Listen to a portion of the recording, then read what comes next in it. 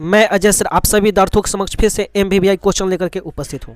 आज हम लोग वर्ग 10+2 के विद्यार्थियों के लिए अर्थात इंटर के विद्यार्थियों के लिए विषय इतिहास से मॉडल सेट 3 लेकर के उपस्थित हूँ। इसके पहले हमने जो है मॉडल सेट 1 और मॉडल सेट 2 बना दिया है। आप मेरे चैनल का प्ले लिस्ट में जाकर के देख सकते हैं।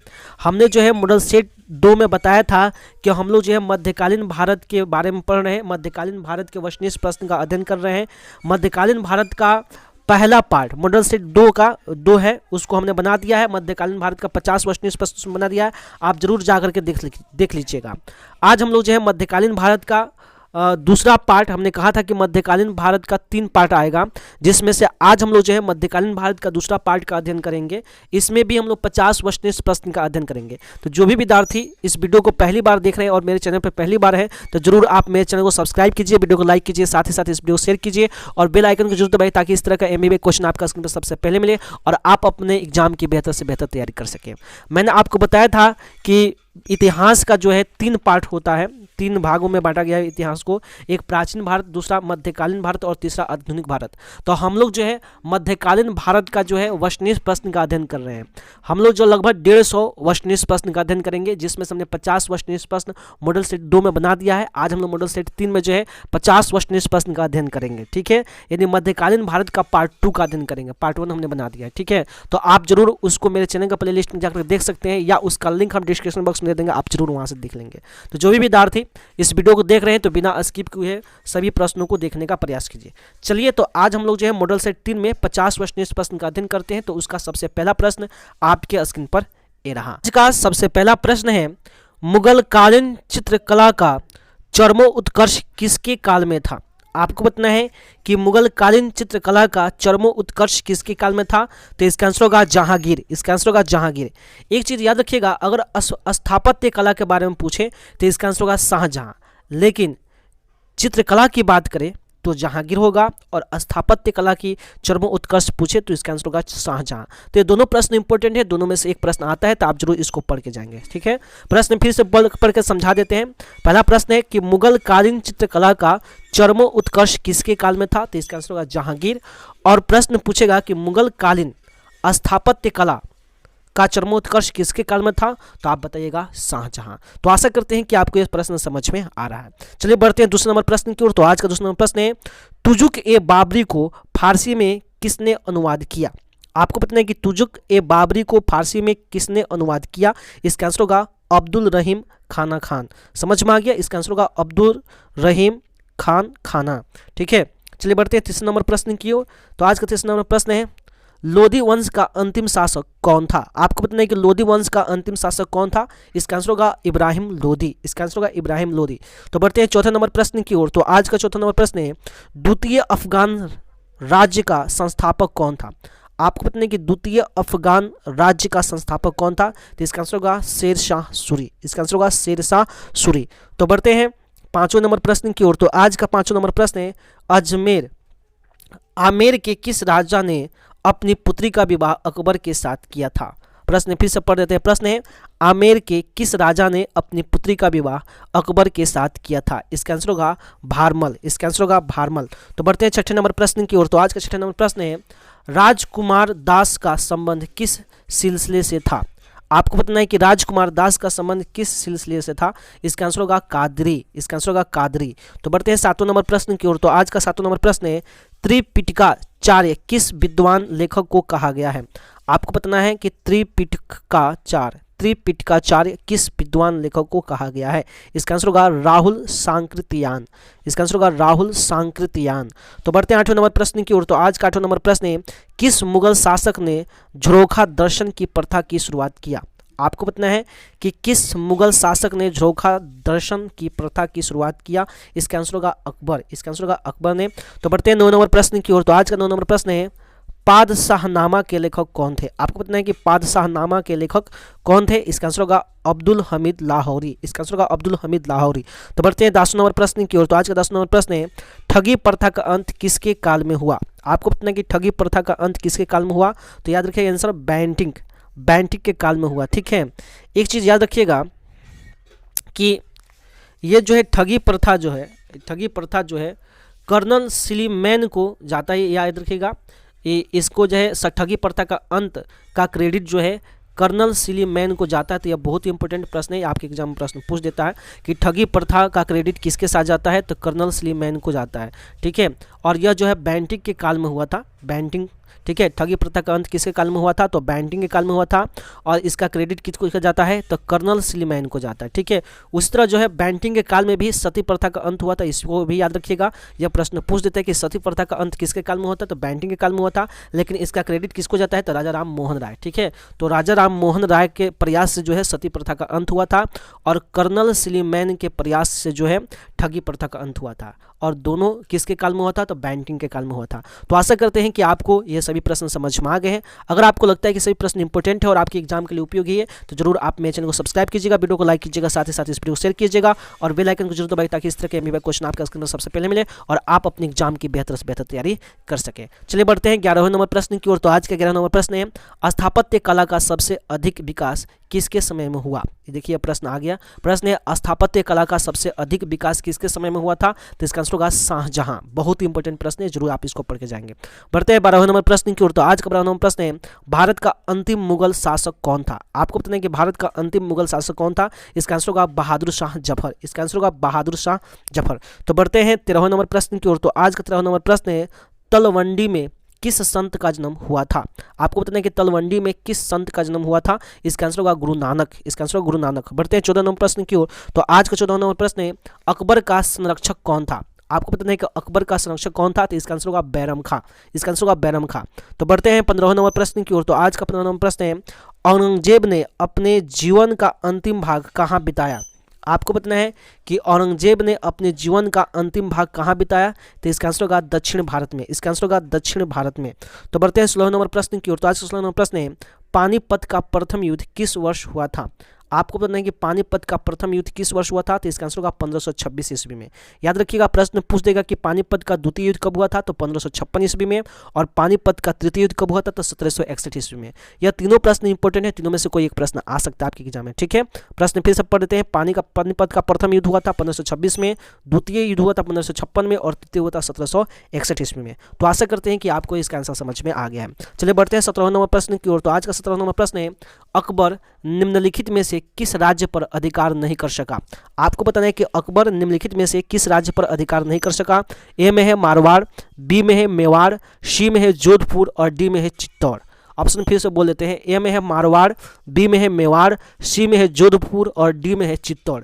इसका आंसर होगा डी नंबर ऑप्शन चित्तौड़। ठीक है, अकबर जो है चित्तौड़ पर जो है अपना अधिकार नहीं कर सका। तो आशा करते हैं कि आपको इसका आंसर समझ में आ गया। बढ़ते हैं 18वें नंबर प्रश्न की ओर। तो आज का 18वां नंबर प्रश्न है, कौन मुगल बादशाह आलमगीर के नाम से जाना जाता है, या जिंदा पीर के नाम से। याद रखिएगा, प्रश्न पूछ देता है कि कौन मुगल बादशाह आलमगीर के नाम से जाना जाता है, या जिंदा पीर के नाम से जाना जाता है। तो इसका आंसर होगा औरंगजेब। इसका आंसर होगा औरंगजेब। आशा करते हैं कि आपको यह आंसर याद हो गया होगा। यह प्रश्न एग्जाम में आता है, आप जरूर इसको याद कर लेंगे ईमानदारी से। बढ़ते हैं 19 नंबर प्रश्न की ओर। तो आज का 19 नंबर प्रश्न है, सांची स्तूप को संरक्षित रखने में अहम भूमिका थी। आपको बताना है कि सांची का स्तूप संरक्षित रखने में अहम भूमिका किनका किनका था। इसके 4 ऑप्शन दिया गया है। ए में है H.H. कौल, बी में है शाहजहां बेगम, सी में है सुल्तान जहां बेगम, और डी में है सभी का। इसका आंसर होगा डी नंबर ऑप्शन सभी का। यानी सांची का स्तूप को संरक्षित रखने में इन सभी की भूमिका थी, यानी H.H. कौल, शाहजहां बेगम और सुल्तान जहां बेगम, इन तीनों का भूमिका जो था यह बहुत ही इंपॉर्टेंट है। ठीक है, चलिए बढ़ते हैं 20 नंबर प्रश्न की ओर। तो आज का 20 नंबर प्रश्न है, तालीकोटा अथवा राक्षस तगड़ी का युद्ध कब हुआ था। यह प्रश्न बहुत इंपॉर्टेंट है। प्रश्न है, तालीकोटा अथवा राक्षस तगड़ी का युद्ध कब हुआ था। इसका आंसर होगा सन 1565 ईस्वी में। इसका आंसर होगा 1565 ईस्वी में। याद रखिएगा, यह विजयनगर साम्राज्य से संबंधित है। तालीकोटा का युद्ध या राक्षस तगड़ी का युद्ध जो है यह विजयनगर से संबंधित है, विजयनगर साम्राज्य से संबंधित है। तो इस बात को भी याद रखिएगा। ठीक है, फिर से प्रश्न पढ़ देते हैं। प्रश्न है, तालीकोटा अथवा राक्षस तगड़ी का युद्ध कब हुआ था, तो 1565 ईस्वी में हुआ था। यह किस राज्य से संबंधित है, तो विजयनगर राज्य से संबंधित है। चलिए बढ़ते हैं 21 नंबर प्रश्न की ओर। तो आज का 21 नंबर प्रश्न आपका स्क्रीन पर ये रहा। तो आज का 21 नंबर प्रश्न है, सांची मध्य प्रदेश के किस जिले में स्थित है। आपको बताना है कि सांची मध्य प्रदेश के किस जिले में स्थित है। तो इसका आंसर होगा रायसेन। इसका आंसर होगा रायसेन। तो बढ़ते हैं 22 नंबर प्रश्न की ओर। तो आज का 22 नंबर प्रश्न है, रूस में भारत विद्याजनक किसे कहा जाता है? आपको बताना है कि रूस में भारत की विद्याजनक किसे कहा जाता है? इसका आंसर होगा जी.एस. लेविदेव। इसका आंसर होगा जी.एस. लेविदेव। तो बढ़ते हैं 23 नंबर प्रश्न की ओर। तो आज का 23 नंबर प्रश्न है, हरिहर और बुक्का ने विजयनगर साम्राज्य की स्थापना कब की थी? आपको बताना है कि हरिहर और बुक्का ने विजयनगर साम्राज्य की स्थापना कब की थी? इसका आंसर होगा सन 1336 ईस्वी में। इसका आंसर होगा 1336 ईस्वी में। तो बढ़ते हैं 24 नंबर प्रश्न की ओर। तो आज का 24 नंबर प्रश्न है, हम्पी नगर किस साम्राज्य से संबंधित है? आपको बताना है कि हम्पी नगर किस साम्राज्य से संबंधित है? तो इसका आंसर होगा विजयनगर साम्राज्य से। इसका आंसर होगा विजयनगर साम्राज्य से। तो बढ़ते हैं 25 नंबर प्रश्न की ओर। तो आज का 25 नंबर प्रश्न है, विजयनगर तथा बहमनी के बीच प्रायः किस क्षेत्र को लेकर संघर्ष होता था? आपको बताना है कि विजयनगर तथा बहमनी के बीच प्रायः किस क्षेत्र को लेकर संघर्ष होता था? तो इसका आंसर होगा रायचूर दोआब क्षेत्र। इसका आंसर होगा रायचूर दोआब क्षेत्र। इसका आंसर होगा रायचूर दोआब क्षेत्र। बढ़ते हैं 26 नंबर प्रश्न की ओर। तो आज का 26 नंबर प्रश्न है, विजयनगर का महानतम शासक कौन था? आपको बताना है कि विजयनगर का महानतम शासक कौन था? इसका आंसर होगा कृष्णदेव राय, जो संगम वंश का सबसे महान शासक था। ठीक है। तो बढ़ते हैं 27 नंबर प्रश्न की ओर। तो आज का 27 नंबर प्रश्न है, गोपुरम का संबंध किससे है? आपको बताना है कि गोपुरम का संबंध किससे है? इसके 4 ऑप्शन है। ए में है गाय से, बी में है नगर से, सी में है व्यापार से और डी में है मंदिर से। इसका आंसर होगा डी नंबर ऑप्शन, मंदिर से। तो बढ़ते हैं 28 नंबर प्रश्न की ओर। तो आज का 28 नंबर प्रश्न है, किस विदेशी यात्री के यात्रा वृत्तांत के आधार पर परदेशी फिल्म का निर्माण हुआ? आपको बताना है कि किस विदेशी यात्री के यात्रा वृत्तांत के आधार पर परदेशी फिल्म का निर्माण हुआ? इसका आंसर होगा अफनासी निकितन। इसका आंसर होगा अफनासी निकितन। तो बढ़ते हैं 29 नंबर प्रश्न की ओर। तो आज का 29 नंबर प्रश्न है, महानवी के डिब्बों को किस विदेशी यात्री ने विजय का भवन की संज्ञा दी है? आपको बताना है कि महानवी के डिब्बों को किस विदेशी यात्री ने विजय का भवन की संज्ञा दी है? इसका आंसर होगा डेमिंग गॉस पेइस। इसका आंसर होगा डेमिंग गॉस पेइस। इसका आंसर होगा डेमीगॉन्स पेइस। इसका आंसर होगा डेमीगॉन्स पेइस। तो बढ़ते हैं 30 नंबर प्रश्न की ओर। तो आज का 30 नंबर प्रश्न है, कौन सा विदेशी यात्री घोड़ों का व्यापारी था? आपको बताना है कि कौन सा विदेशी यात्री घोड़ों का व्यापारी था? इसका 4 ऑप्शन दिया गया है। ए में है अफनासी निकितन, बी में है फरनाओ नूनिज, सी में है निकोली कोंटी और डी में है ए एवं बी दोनों। इसका आंसर होगा डी नंबर ऑप्शन, ए एवं बी दोनों, अर्थात अफनासी निकितन और फरनाओ नूनिज, ये दोनों जो हैं विदेशी यात्री जो है घोड़े के व्यापारी थे। ठीक है। तो आशा करते हैं कि आपको ये बातें समझ में आ गई। अगर आपको लगता है कि सभी प्रश्न इंपॉर्टेंट है और आपके एग्जाम के लिए उपयोगी है तो जरूर आप मेरे चैनल को सब्सक्राइब कीजिएगा, वीडियो को लाइक कीजिएगा, साथ ही साथ इस वीडियो को शेयर कीजिएगा और बेल आइकन को जरूर दबाइएगा ताकि इस तरह के एमबीए क्वेश्चन आपका स्क्रीन पर सबसे पहले मिले और आप अपने एग्जाम की बेहतर से बेहतर तैयारी कर सके। चलिए बढ़ते हैं 31 नंबर प्रश्न की ओर। तो आज के 31 नंबर प्रश्न है, सर्वप्रथम विजयनगर की यात्रा पर आने वाला विदेशी कौन था? आपको बताना है कि सर्वप्रथम विजयनगर की यात्रा पर आने वाला विदेशी यात्री कौन था? तो याद रखिए इसका आंसर होगा निकोली कोंटी। इसका आंसर होगा निकोली कोंटी। तो बढ़ते हैं 32 नंबर प्रश्न की ओर। तो आज का 32 नंबर प्रश्न है, हम्पी को यूनेस्को द्वारा विश्व पुरातत्व स्थल किस वर्ष घोषित किया गया? आपको बताना है कि हम्पी को यूनेस्को द्वारा विश्व पुरातत्व स्थल किस वर्ष घोषित किया गया? तो इसका आंसर होगा 1986 में। इसका आंसर होगा 1986 में। तो बढ़ते हैं 33 नंबर प्रश्न की ओर। तो आज के 33 नंबर प्रश्न है, बहमनी साम्राज्य की राजधानी थी। आपको बताने कि बहमनी साम्राज्य की राजधानी कहाँ थी? इसका आंसर होगा बिद्दर। इसका आंसर होगा बिद्दर। तो बढ़ते हैं 34 नंबर प्रश्न की ओर। तो आज का 34 नंबर प्रश्न है, सुल्तान के प्रसाद में प्रवेश द्वार की संख्या कितनी थी? आपको बताना है कि सुल्तान के प्रसाद में प्रवेश द्वार की संख्या कितनी थी? इसका आंसर होगा 7। इसका आंसर होगा 7। तो बढ़ते हैं 35 नंबर प्रश्न की ओर। तो आज का 35 नंबर प्रश्न है कि रामानुज ने किस दार्शनिक मत का प्रतिपादन किया था? आपको बताना है कि रामानुज ने किस दार्शनिक मत का प्रतिपादन किया था? तो इसका आंसर होगा विशिष्ट द्वैतवाद। इसका आंसर होगा विशिष्ट द्वैतवाद। बहुत इंपॉर्टेंट प्रश्न है, आप जरूर इसको पढ़ के जाएंगे। 36 नंबर प्रश्न है, अद्वैतवाद मत का प्रतिपादन किस दार्शनिक ने किया था? आपको बताना है कि अद्वैतवाद मत का प्रतिपादन किस दार्शनिक ने किया था? तो इसका आंसर होगा शंकराचार्य। इसका आंसर होगा शंकराचार्य। तो बढ़ते हैं 37 नंबर प्रश्न की ओर। तो आज का 37 नंबर प्रश्न है, बंगाल में कृष्ण भक्ति के सबसे बड़े संत कौन हुए? आपको बताना है कि बंगाल में कृष्ण भक्ति के सबसे बड़े संत कौन हुए? इसका आंसर होगा चैतन्य महाप्रभु। इसका आंसर होगा चैतन्य महाप्रभु। 38 नंबर प्रश्न की ओर। तो आज का 38 नंबर प्रश्न है, कबीर के उपदेशों का संग्रह किस ग्रंथ में मिलता है? आपको पता है कि कबीर के उपदेशों का संग्रह किस ग्रंथ में मिलता है? इसका आंसर होगा बीजक। इसका आंसर होगा बीजक। तो बढ़ते हैं 39 नंबर प्रश्न की ओर। तो आज का 39 नंबर प्रश्न है, भारत में चिश्ती सिलसिला के संस्थापक कौन थे? आपको बताना है कि भारत में चिश्ती सिलसिला के संस्थापक कौन थे? इसका आंसर होगा ख्वाजा मोइनुद्दीन चिश्ती। इसका आंसर होगा ख्वाजा मोइनुद्दीन चिश्ती। तो बढ़ते हैं 40वें नंबर प्रश्न की ओर। तो आज का 40वां नंबर प्रश्न है, निजामुद्दीन औलिया दिल्ली के किस सुल्तान के समकालीन थे? आपको बताना है कि निजामुद्दीन औलिया दिल्ली के किस सुल्तान के समकालीन थे? इसका आंसर होगा मोहम्मद बिन तुगलक। इसका आंसर होगा मोहम्मद बिन तुगलक। तो बढ़ते हैं 41वें नंबर प्रश्न की ओर। तो आज के 41वें नंबर प्रश्न है, सूफी संतों की गतिविधियों के केंद्र को क्या कहा जाता है? आपको बताना है कि सूफी संतों की गतिविधियों के केंद्र को क्या कहा जाता है? इसका आंसर होगा खानकाह। इसका आंसर होगा खानकाह। तो बढ़ते हैं 42वें नंबर प्रश्न की।